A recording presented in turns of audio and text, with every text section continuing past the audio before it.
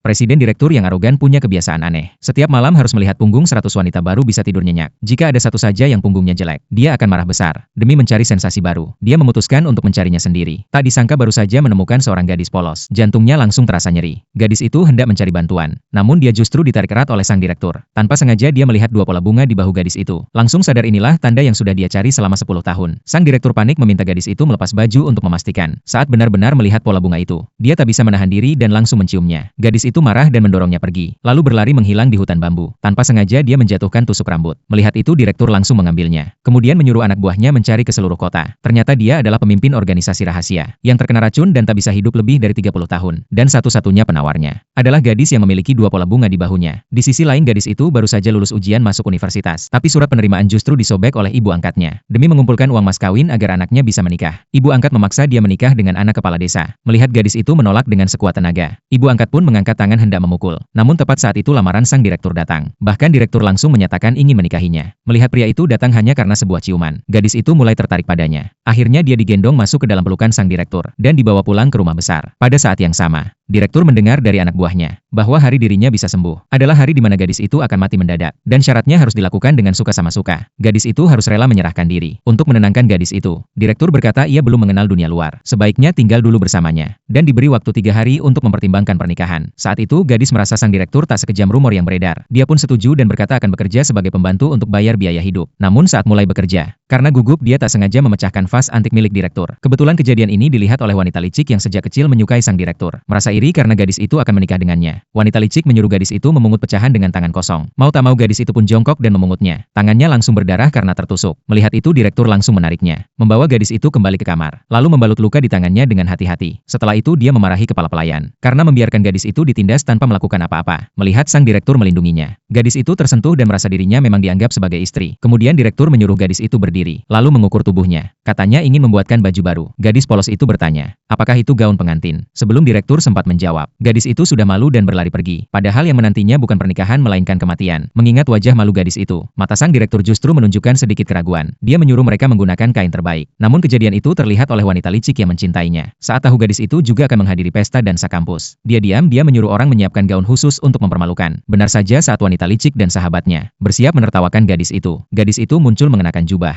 demi mempermalukannya. Wanita licik dengan sengaja menjegal kakinya. Gadis itu pun jatuh, dan gaun aneh yang dikenakannya langsung jadi bahan tertawaan. Tak puas, wanita licik bahkan ingin membuka baju gadis itu. Namun di saat kritis, direktur muncul dan langsung memarahi wanita licik. Tanpa peduli pandangan orang, dia mengangkat gadis itu dan pergi. Untuk membalas dendam, dia memanggil tim stylist